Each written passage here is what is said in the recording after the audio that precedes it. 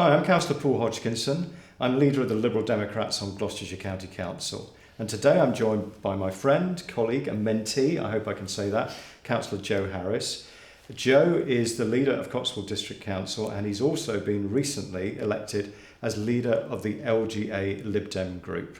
You'd never think, looking back, when I first became a councillor in 2007, that we'd be sitting here in a Lib Dem controlled council for the first time ever. And that's primarily down to Joe. So, Joe, how are you? Very well, thank you, Paul. It's great to see you. It's been a long journey, isn't it? It has been a long journey, yeah, and we've known each other for a long time. And I wanted to really start our conversation by going back to 2010, because it was in that amazing general election with Cllr that I first met you. Take us back to that. What was your first memory about the party and why did you even get involved? Yeah, I mean, I'd sort of always had a passing interest in politics. You know, I wasn't a sort of political geek or political nerd, but always had a bit of an interest in current affairs. And yeah, I think the general election came right at the right time for me. I got hooked in by Cllr and just really the general buzz around the election. And yeah, the rest is history, as they say. It is. And I mean, you've obviously gone on to fantastic things. I mean, I've always supported you through that and we've worked together, haven't we, to build this up to what is now, a Lib Dem stronghold in terms of the council. You've just got elected as leader of the LGA group. An amazing feat, really, for someone of your age. It's still only 28. What do you see then as the big issues facing the LGA and local government? We've had just the most turbulent and amazing few years, whether that's Brexit or the COVID pandemic, and those have brought fresh challenges, new challenges, but we're also dealing with the challenges we always have. So really we're coming to a point where it's a sort of perfect storm, whether that's on housing, whether that's on social care, whether that's on the ongoing funding crisis within local government, and of course we've got the climate emergency, which is the big issue of our day. And local government needs to play its part in shaping that. And the good thing is, Lib Dem councils up and down the country, and councillors, whether they're in administration or indeed whether they're in opposition, are being proactive in trying to affect change. We need to be robust. We need to be proactive in dealing with those challenges. And as I said, the good news is that Lib Dems up and down the country are making inroads. But the key thing is we need to get more Lib Dems elected to ensure that we can do more. And I mean, in terms of the climate emergency, obviously it's the key thing. This summer we've seen these horrendous events all around the world, haven't we? And we're continuing to see that. Can you give us any examples of how Lib Dem councils around the country have been tackling the climate emergency? Yeah, we've got some really fantastic examples up and down the country. So, in our own area, here in the Cotswolds, our own council, we've implemented a net carbon zero checklist. So that's so developers can look at that and know how to build in a sustainable way, which will help us to reach our net zero targets. Down in Bath, just down the road, you'll know this, a lot of coverage, the clean air zone. So, taking really quite a controversial and tough measure to try and improve air quality, but that's the sort of radical things that are needed. Or indeed over in Cambridgeshire, where our fantastic lead at the LGA, Pippa Halings, is really leading a charge over there on climate change. So there are some really good examples of where the Lib Dems are leading. We have to, though, councils up and down the country recognise that we can't do this alone. We can't do this through siloed working. So the whole local government community needs to come together. And I'm pleased to say that, in my own area, we're working cross-party with other Lib Dem councils, but also, with those of different political colours to really try and challenge the consensus on climate change, work together and come up with those strategies and indeed those actions to try and ensure that local government is playing its part. Lib Dems have a proud history when it comes to dealing with climate change, and indeed it's one of the reasons I joined the party. As a young person, I was very concerned about the climate. I joined because we've got strong green credentials, and particularly as we come into this new landscape where the Green Party are getting more and more active. Well, actually, Lib Dems are the ones doing things. We're the ones who are in power in councils up and down the country implementing green policies. So we've got a really good sell when it comes to the climate, and we need to make sure that we own it because we are delivering. Yeah, you're right, and we are, aren't we? And certainly at Gloucestershire County Council, I remember it was me who actually proposed the motion that we declared a climate emergency. It wasn't the Tories and it wasn't the Greens, it was us, wasn't it? So Joe, we were talking about how we met, 11 years ago now, but you've got a very interesting story really, because you came into politics at such a young age. You were 17 when I first met you, and I spotted your leadership potential then. I really did. But also in the back of my mind was I wondered whether you would stick with it, not because of anything specific to you, but because most young people then will find something else that they'll do. So, why did you stick with it? I don't want to sound cliche, but I really do care about trying to make the area that I live in a better place. There have been highs and lows over the last 10 years, and there have been times when I've been very frustrated and thought, why do I bother? You remember 2015? It was so devastating. Yeah. It was such a bad night and such a bad result. But I tell you what, the feeling that I got, going into the leader's office at the district council, 2 years ago, was amazing because, for the first time ever in our part of the world, we were able to influence change. We were able to challenge the status quo on the big issues, that face our area, the housing crisis, planning, all of these issues we were able to affect and influence now. And of course, it's frustrating being in power, I can tell you that, but, we are on the way to tackling some of those issues. And the fact that we're here now in power as Liberal Democrats, I know will improve our area. So it's that. What keeps me motivated? It's the ability to affect change and drive change and really try and make our corner of the world a better place. And hopefully, the knock-on effect of that is trying to make the country a better place. Let's talk about the housing crisis. Now, as a young person, you're 28, you've achieved a lot in that short time, but you understand probably better than anyone what it's like being a young person trying to get on the housing ladder. So what do you want from that? I think the feeling I get is it's just grossly unfair. You see thousands and thousands of new houses being built. You see big developers making millions and millions of pounds, but actually you don't see it making a dent into the housing crisis. And I know a lot of people, tying it into the planning reforms, people get really, really hacked off when they see thousands of new homes going up, but local people not being able to afford them. I think what we need as a party, and what we're doing in councils up and down the country, is we need a policy that puts people before profit, where we can have quite a radical council house building programme once again. So we need to get the government to empower councils to do that. I think we've got examples across the country, whether that's in South Lakeland, Eastleigh, those are delivering council homes again. We look in other areas like Chelmsford or in my own area where we're putting exciting strategies in place that will deliver affordable housing. So as a party, I want us to be the party of housing, but ensuring that we're delivering the right sort of housing. And with regard to the planning reform specifically, one of the issues, isn't it, is that enabling local people to retain control of the process, isn't it? Where do you see that? And what's the issue then in terms of the government's planning reform with regard to that? Yeah, Paul, you know how frustrating it is as a local councillor when you put in a comment on a planning application and it feels like it gets ignored. Indeed, we've got parish councillors and residents who have exactly that problem.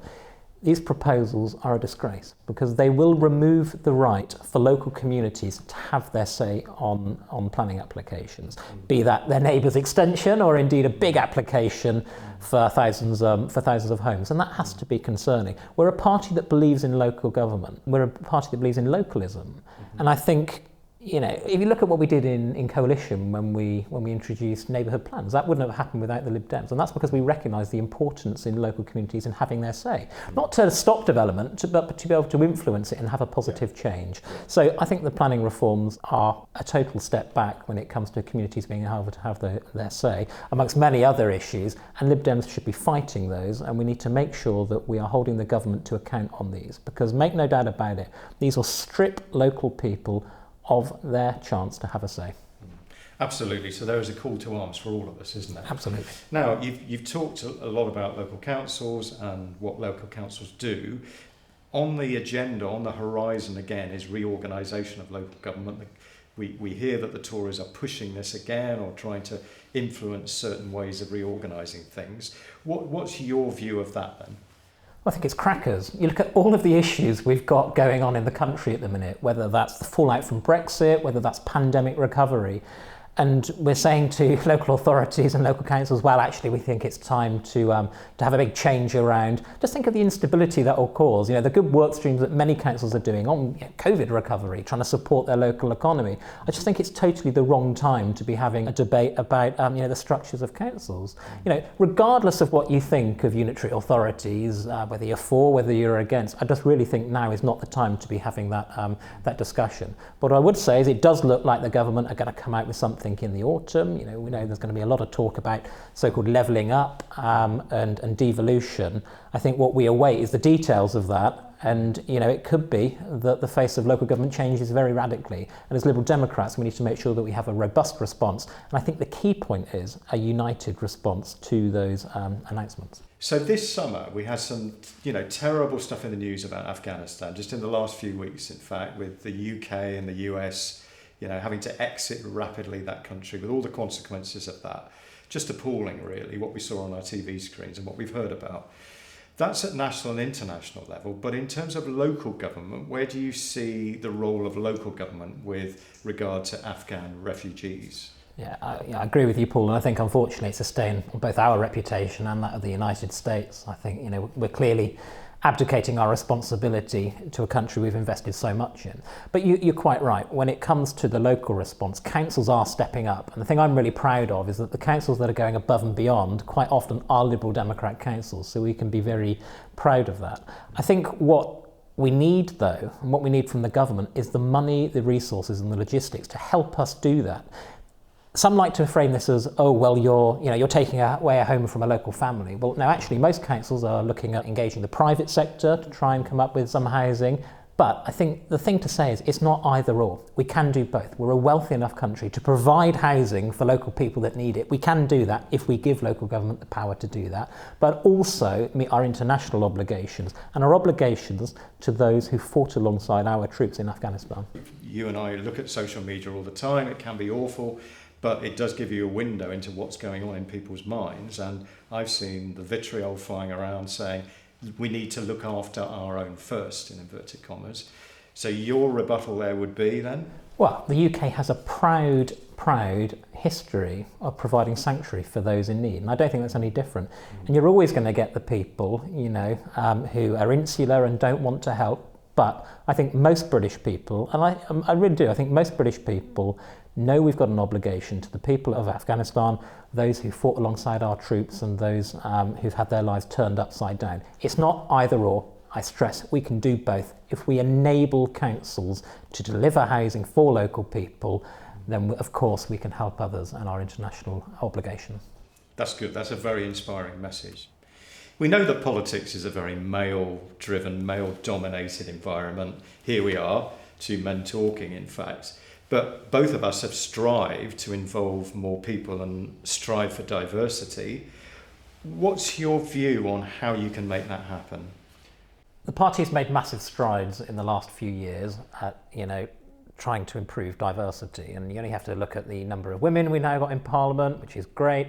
And indeed in leadership positions. We've got 3 fantastic female leaders of county councils. That's a real achievement. But we've still got a very, very long way to go. And I think we need to recognise that for many people in our party, they do find it difficult to get their voice heard, and in particular, people from underrepresented groups. So I'm pleased that HQ are doing a review into diversity, and look forward to seeing the reviews of that, or the findings of that, I should say.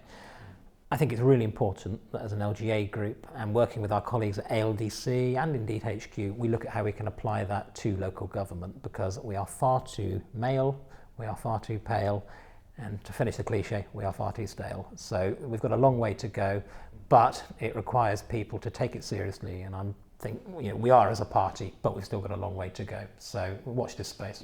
Now let's move to the future for the Lib Dems, because obviously it's been a tough few years since the coalition. Although we've had local successes like here in the Cotswolds and in places in the north, for instance, it's still been tough at times. So what does the future hold? Where do you see the party going then in the next few years? We've got a real opportunity, and I think we can be optimistic. Yeah, we have to be as Lib Dems, but I think we can be. Paul, you and I are sick of people saying to us, there's a real opportunity for the Lib Dems, you need to seize it. Well, now is the time we have to seize it. You look at the north of the country, we talk about the red wall. We also look at the south of the country, we've got the blue wall. Well, rather than talking about it, let's start taking them apart. You only have to look at some of the Labour councils in the north that just take their residents for granted, We know that where we challenge, where we've got good local alternatives, people will vote for us. And of course it's been difficult in the last decade or so, because we have had that hangover from coalition, which we know in the north particular has been very difficult for us. But we can see the signs are starting to shift there, so that's good news. In the south, we know we've got a tremendous opportunity with the blue wall. We know that with good differentiation from the Conservatives, with really telling people, actually, we're here and we exist, we can make inroads. Here in the Cotswolds is a really good example of that. So yeah, 2022 and 2023 as well, we have to make ground, and we have to hold what we've got. That is absolutely crucial. So my message to everybody, in the party is it's all hands on deck, I'm afraid. I'm saying that to my local councillors and to my members. It's all hands on deck. We've got an opportunity here. We can seize it, but only with good local results. Future parliamentary success will come from solid local government election results, and we've got the opportunity to do that, so let's seize it. Brilliant. So it's about seize the day, isn't it, really, for you, Joe? It's been great to talk to you and to listen to your inspiring words, and I hope we all can go away, work hard and achieve some brilliant things for the party. Thank you very much. Thanks, Paul.